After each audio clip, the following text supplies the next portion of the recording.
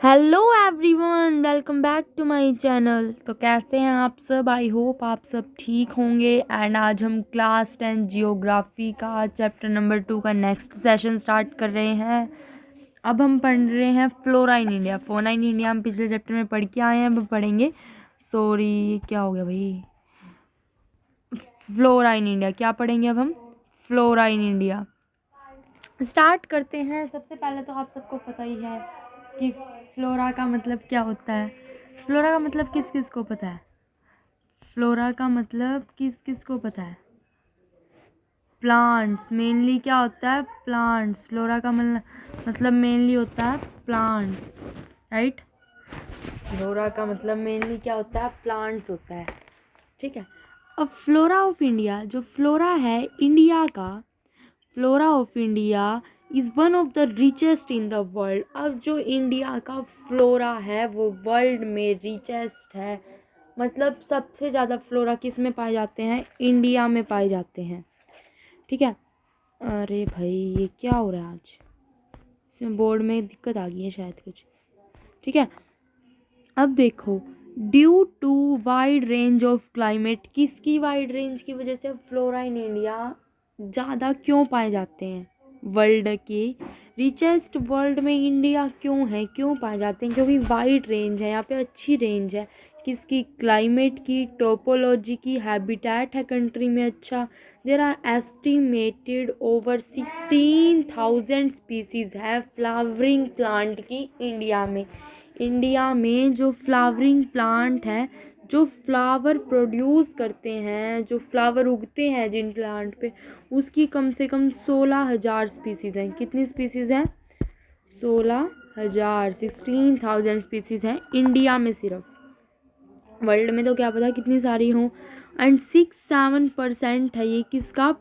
World की species का 6-7% है किसका? पूरे वर्ल्ड की 6-7% स्पीसीज़ किस में है?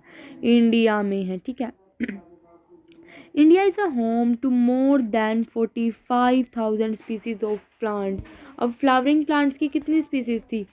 कितनी थी? 16,000। एंड अब ये कह रहे हैं कि जो 45,000 स्पीसीज़ है प्लांट की वो इंडिया में रहती है। इंडिया 16,000 स्पीसीज़ का क्या है? घर है। इतनी सारी स्पीसीज़ क्या है? इंडिया में होती है, ठीक है। Including a variety of endemics, जिसमें एंडेमिक्स भी होते हैं, ठीक है।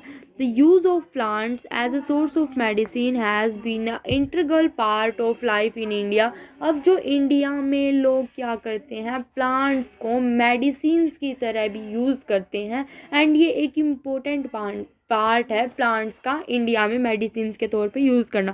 फ्रॉम द अर्लीस्ट टाइम, बहुत टाइम पहले से ये हो रहा है। There are more than 3,000 Indian plant species often documented as possessing great medicine potential।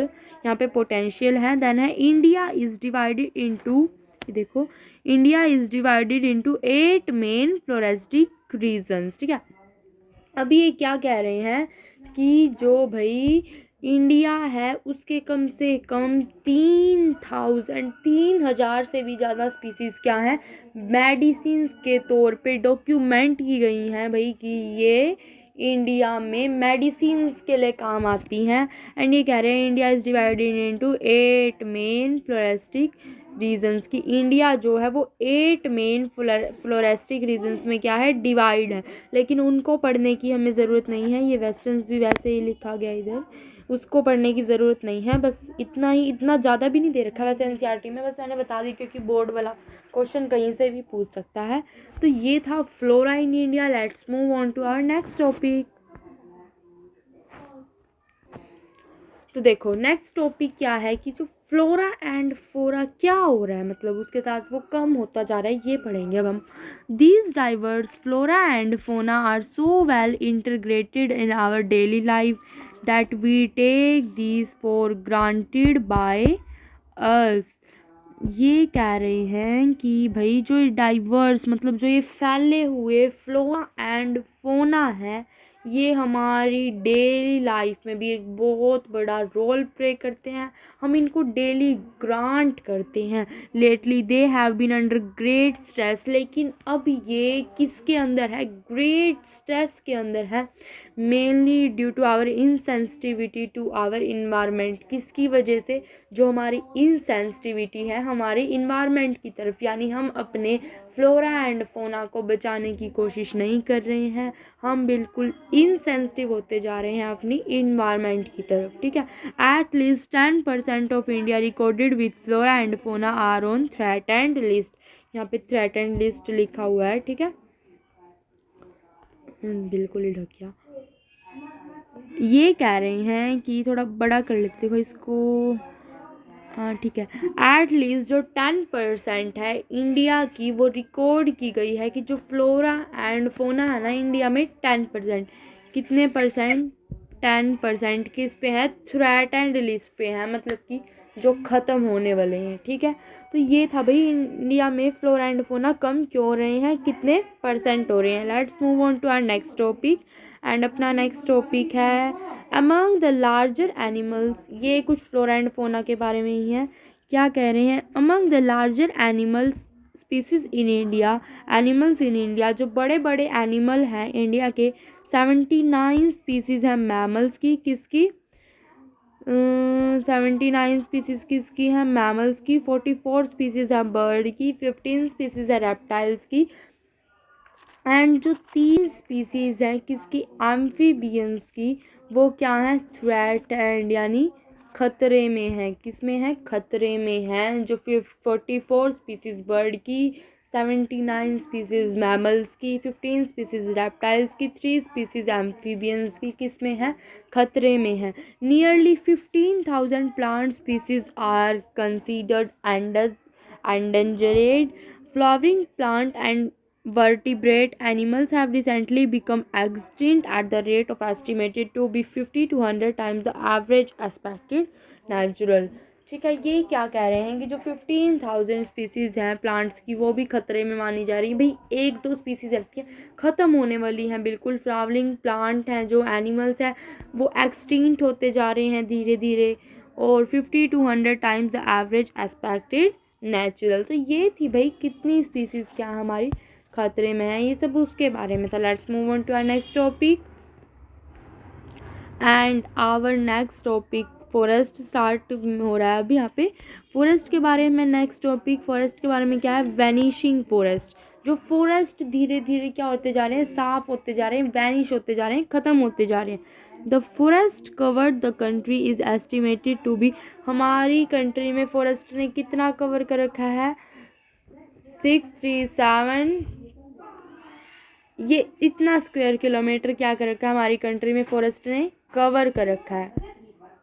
ठीक है, which is 99.39% of the total geographical area, और टोटल जियोग्राफिकल एरिया का कितना है, 19.39%। अब डेंस फॉरेस्ट कितने हैं, 11.48%, ओपन फॉरेस्ट 7.68%, एंड मैनग्रूव है 0.15%। According to state forest report, जो स्टेट फॉरेस्ट रिपोर्ट थी, 1999 dense forest cover has increased by 10,098 square kilometre since 1997।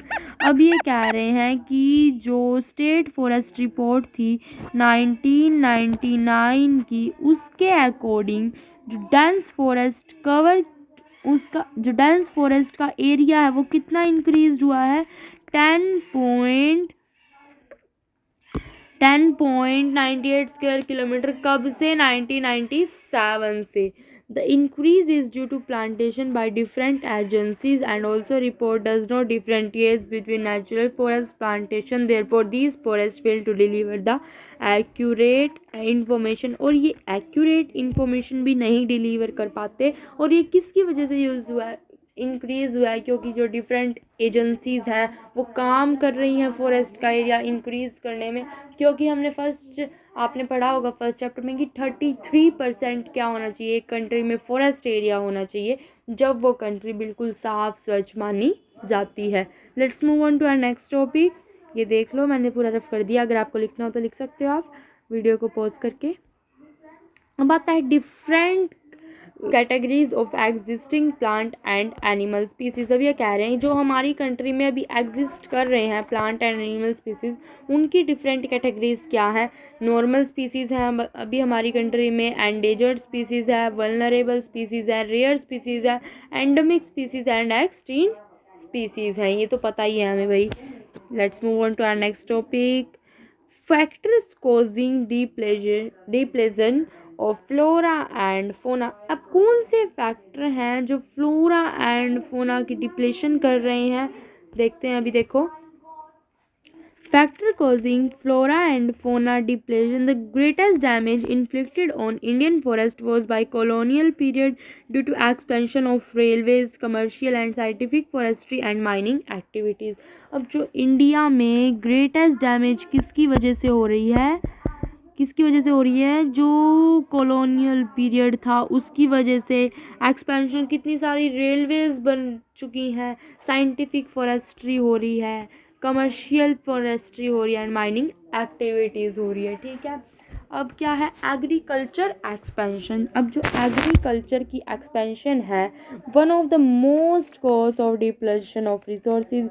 लोग जंगलों को काटते जा रहे हैं, किस वजह से, एग्रीकल्चर करने के लिए ज़मीन पे क्या कर देते हैं लोग, जंगलों को क्या करते जा रहे हैं, काटते जा रहे हैं। राइट, काट रहे हैं ना जंगलों को कि भाई हाँ हम यहाँ पे खेती करेंगे, फिर हमें उससे प्रॉफिट होगा। ठीक है, as per the forest service of India. अब जो फॉरेस्ट सर्वे था इंडिया का 1951-1980 से लेके क्या कहता है कि जो 26.200 स्क्वायर किलोमीटर है फॉरेस्ट का, वो converted into agriculture land. 26.200 square kilometre है जो फॉरेस्ट का, उसको एग्रीकल्चर लैंड में कन्वर्ट कर दिया गया है पूरी इंडिया में।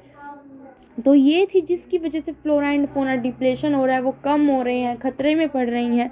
Let's move on to our next topic and the next, ये यही चल रहा है अभी, इसके नेक्स्ट पॉइंट है, टॉपिक नहीं है। Tribal belts especially in north eastern southern India have been deforestation degraded by shifting cultivation a type of slash and burn agriculture. ये तो हमें पता ही है कि भाई ट्राइबल बेल्ट्स हो रही हैं एग्रीकल्चर की वजह से कैसे कम हो रही है। Large scale development projects also have contributed significantly. अब देखो कितनी सारी इंडस्ट्री डेवलप हो रही है, डेवलपमेंट करने के लिए कितनी सारी इंडस्ट्रीज हो रही हैं, डेवलपमेंट तो इंडस्ट्रीज से होगी। अब इंडिया डेवलप्ड कंट्री बनने जा रही हैं तो कितनी सारी डेवलपमेंट हो रही है, तो इन्होंने भी लॉस ऑफ फॉरेस्ट में क्या किया है, कंट्रीब्यूट किया है, इनका भी हिस्सा है।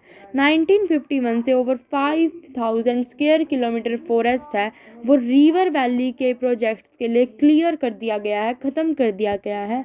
एंड अभी भी वो कंटिन्यू है नर्मदा सागर प्रोजेक्ट में एमपी में, विच वुड इमंडेट जो 40,000 हेक्टेयर्स ले लेगा फॉरेस्ट की। Mining is another factor forest, क्योंकि माइनिंग कैसे हैं, आप गड्ढा बना देते हैं तो ज़मीन तो ख़राब होगी ना, फॉरेस्ट भी कट गए ना, अब उसके गड्ढा बनाने के लिए उसके वहाँ पे से ट्री वगैरह हटाए होंगे, तो माइनिंग भी क्या करती है, एक फैक्टर है जो फॉरेस्ट डिप्लेशन के लिए रिस्पॉन्सिबल है। Let's move on to next slide. अब